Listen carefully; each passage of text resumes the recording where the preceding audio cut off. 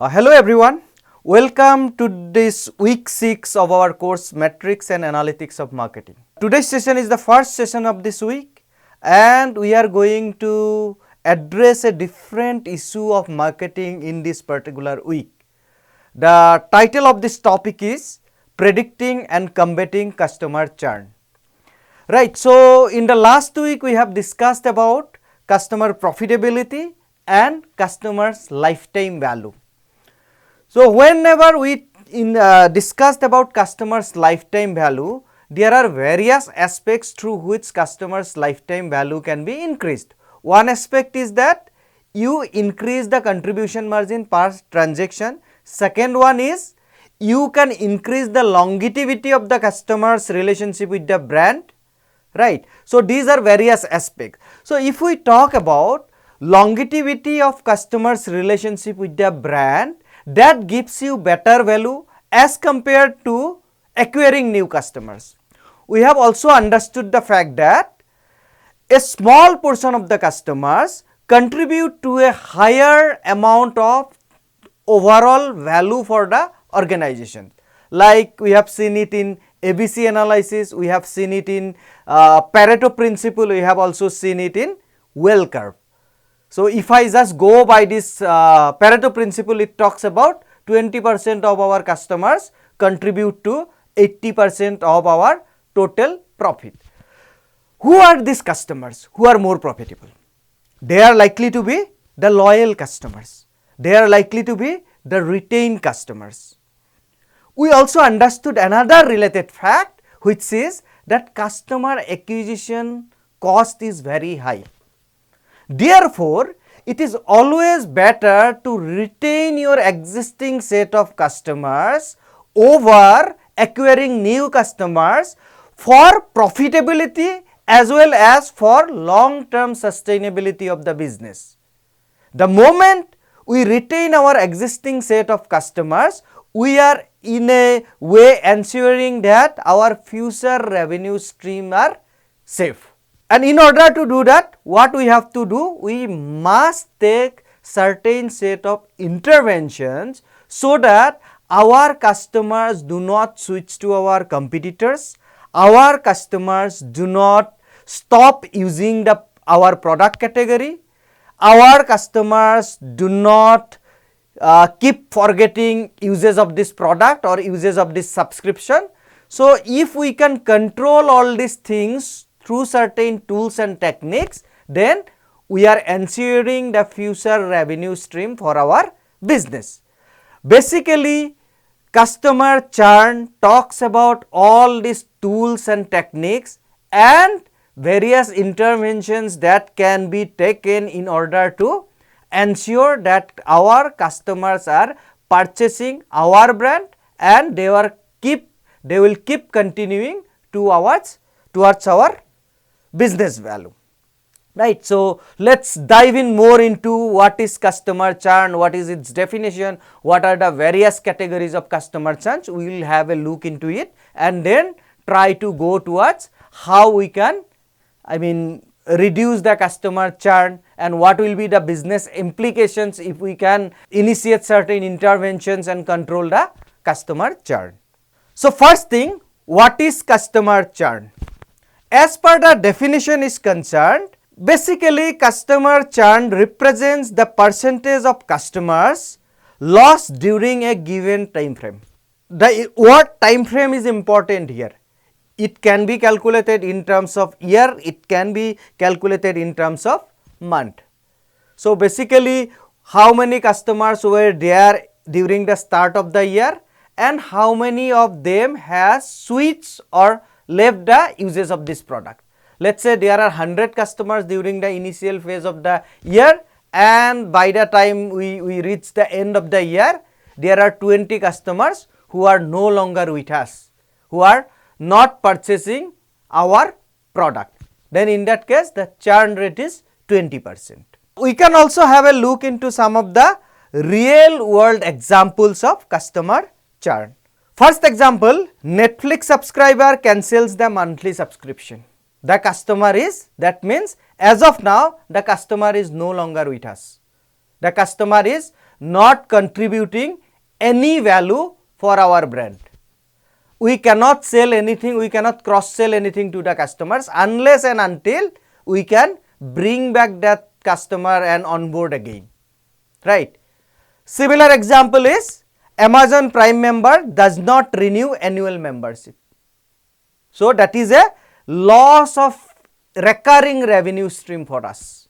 It can have critical implications in the sense that whatever we have predicted that this amount of money will keep coming because this number of subscribers are subscribing to our Prime scheme.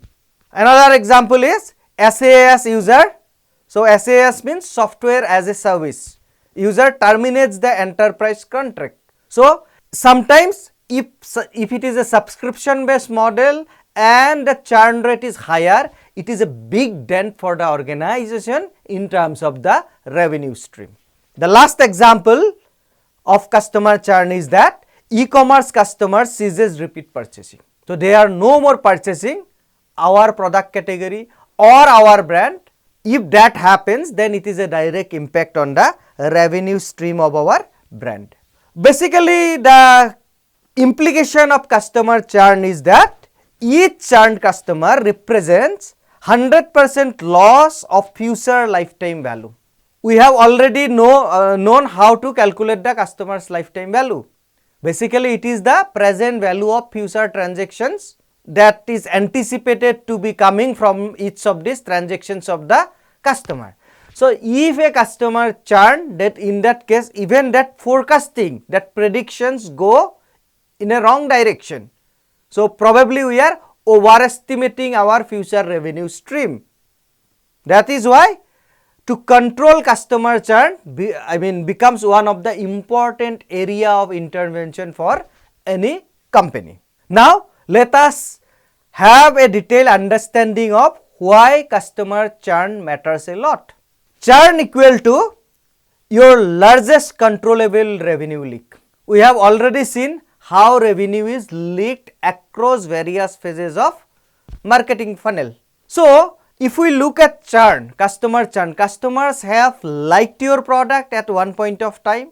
There can be a possibility that, let's say, you have increased the price of your product and the customer is very price sensitive. That is why the customer is churning.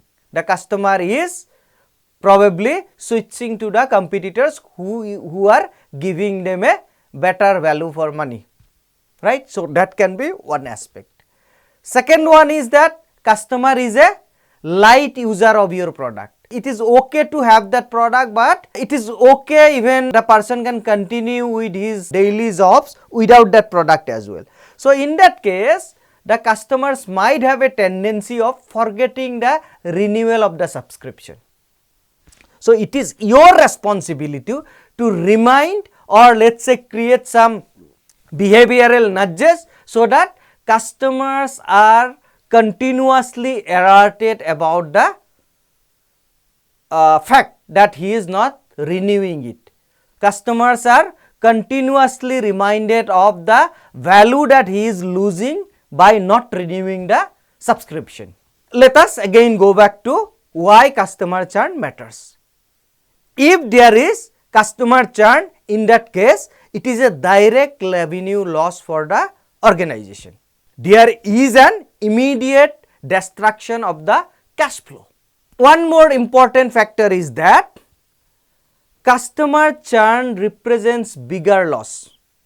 Customer churn has to be compensated with newly acquired customer. We know that maintaining relationship with the existing set of customer is a less costly affair as compared to acquiring new customer.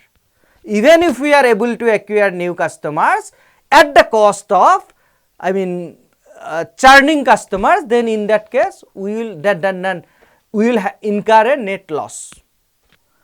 Empirically, acquisition cost is 5 to 7x more expensive than retention, and that is why customer retention is always preferred over acquiring new customers in order to optimize your net revenue or net value for the brand or organization. Another aspect is harvested relationship. If a customer is leaving your brand, there is zero scope of future cross-selling or upselling, which otherwise could have happened. And last impact, which is a percolating impact, is the referral elimination. If the customer is leaving your brand, then in that case, you have lost the chance of positive word of mouth that could have been spread by that customer, which would have resulted in acquiring new customer without incurring a huge customer acquisition cost. In that way, losing a customer has multiple detrimental impact, and that is why we need fruitful intervention so that we can reduce the customer churn rate. Moving forward, we will have a detailed look into the types of customer churn. First one is the revenue churn. Customers downgrades the plan or reduce the uses. The customer is still maintaining a relationship, still purchasing product from your organization, but the revenue contribution or the value contribution towards your brand is reduced as compared to earlier uses. So, this is also a kind of churn. Second one is the voluntary churn. Voluntary churn means customer consciously chooses the competitor. Probably the customer had a cost benefit analysis, what the customer needs, what the customers are sacrificing, and based on that he re-evaluates the various available brands in the market and finds that competitors can offer them better value for money, or competitors can offer them better utility, and that is why they are switching to your competitors. Third category of churn is that involuntary churn. Involuntary churn means the customers did not want to churn from your brand, but due to, let us say, payment failure, due to expired card, due to some billing error, due to some system related error, the customer could not purchase your product.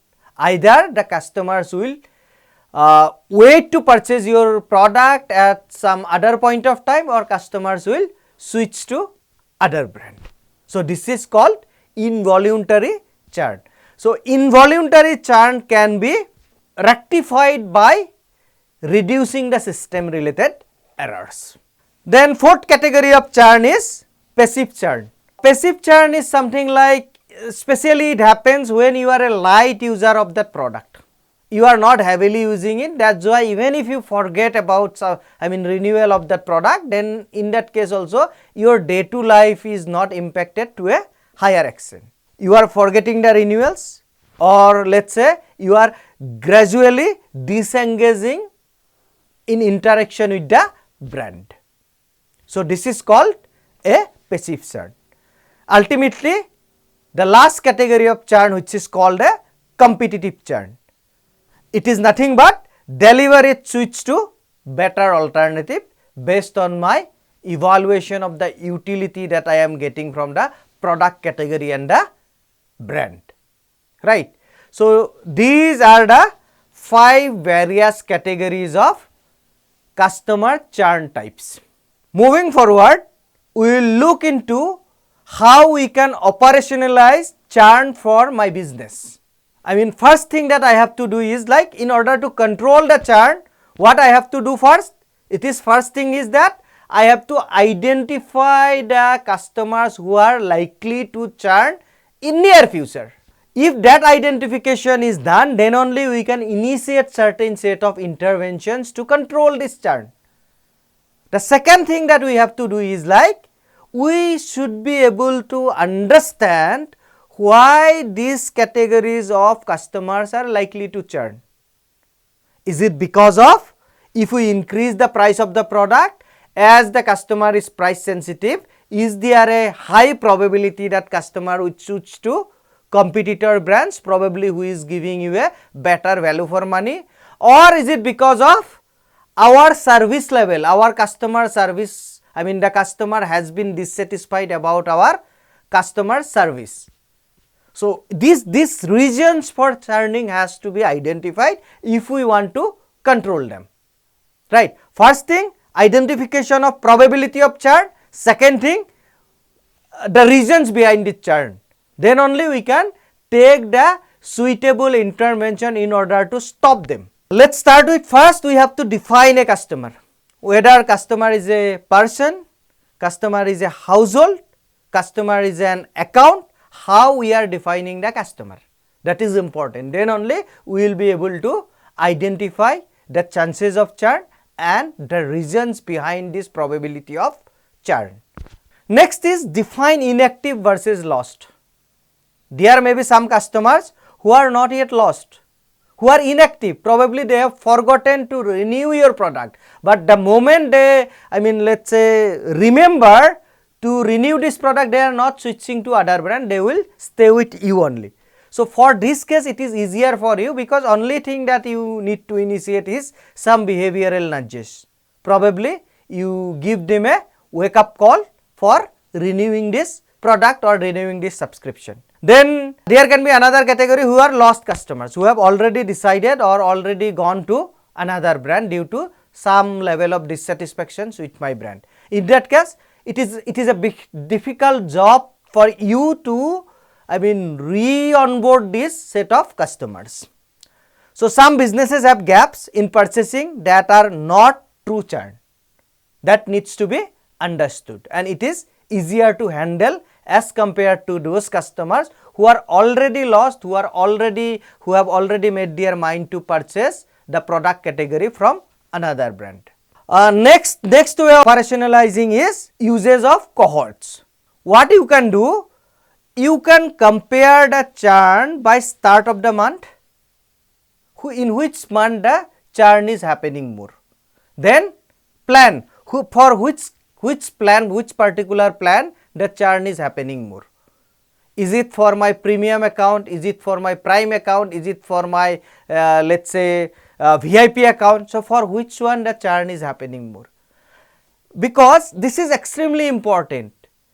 If let us say for my VIP account the churn is happening more, in that case it is quite possible that the premium that we are charging as compared to our normal accounts, it is not worth the extra service we are extending them with. So, in that case it is time for us to, I mean, extend more services to these VIP account holders, right. Then churn can be again divided by in terms of channel.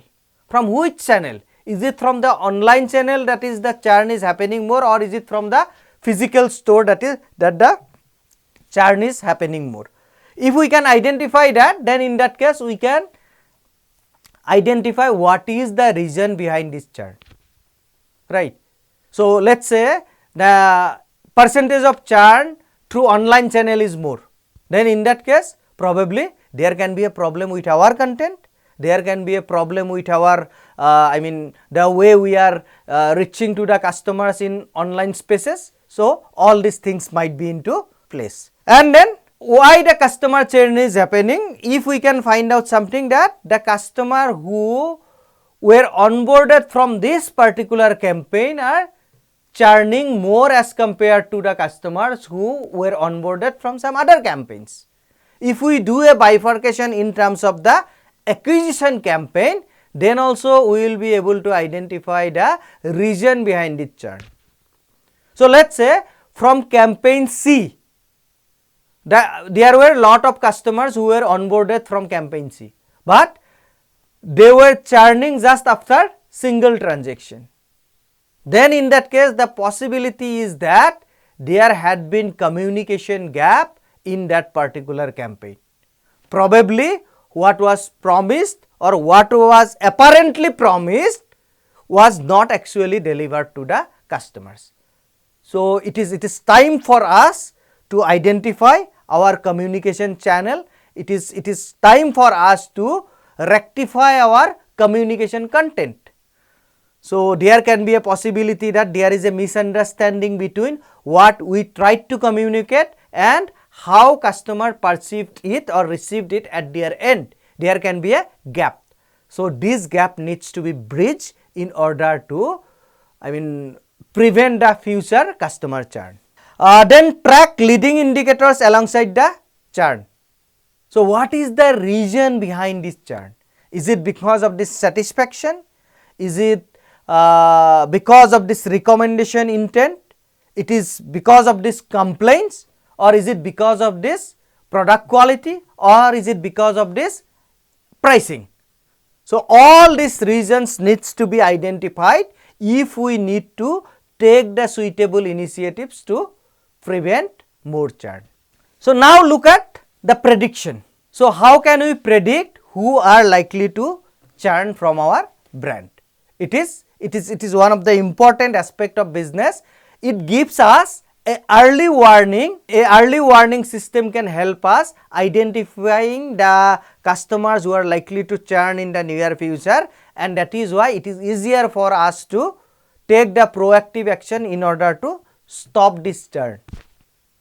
The core objective of this early warning system is to identify customers who are most likely to churn, let's say within 30 to 90 days. So how can we execute this kind of early warning system? What we have to do? We have to score all the customers on the daily basis. Let's say within a range of 0 to 100 of risk, like 1% chances of churn, 90% chances of churn. Then what we have to do is like target the top 10 to 20% highest risk segment. So now we are dividing the entire customer database based on their probability of churning. So base of segmentation in this process is the probability of churning. Let's say if the probability of churning is more than 70 or 80%, that particular category belong to one segment which is named as high risk customers. So we will consider this top 10 to 20% of the high risk customers, and then we will probably deploy the personalized retention offers.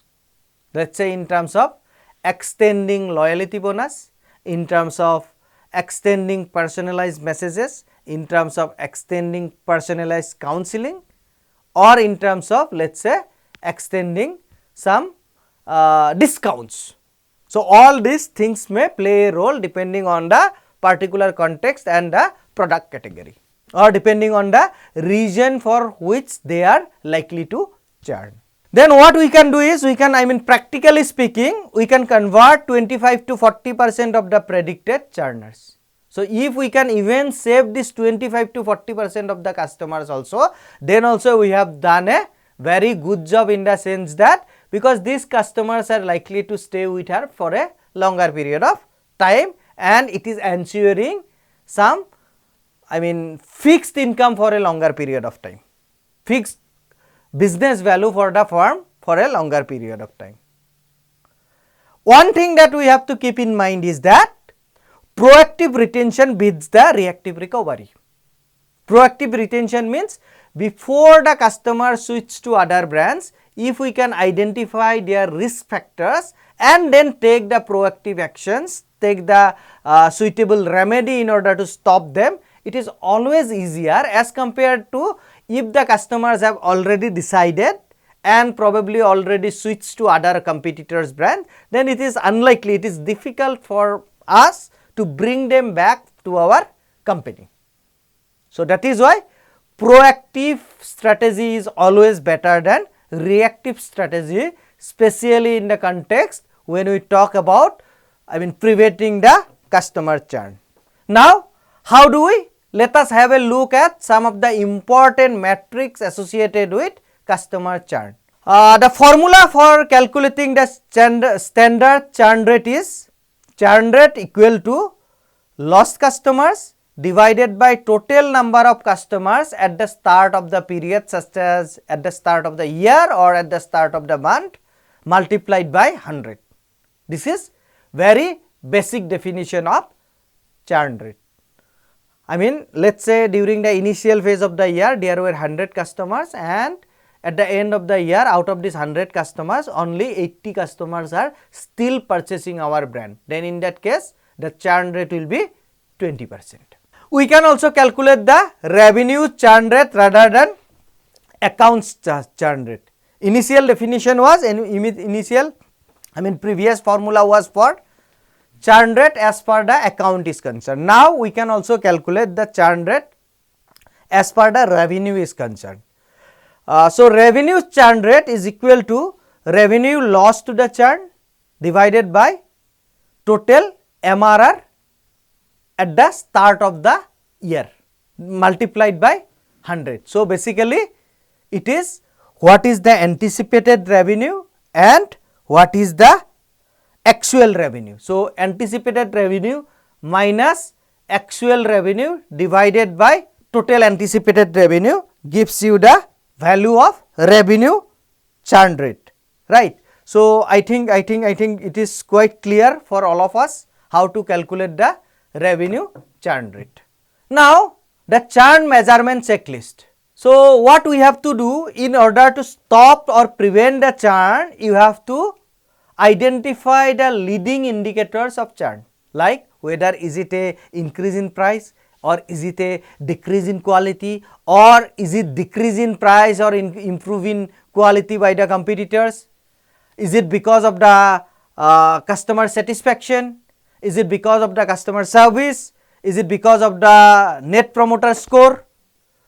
Is it because of grievance handling mechanism? Is it because of more complaints? So all these things will play a role. Similarly, willingness to search or switching friction. We have already discussed about this, what is called willingness to search, right.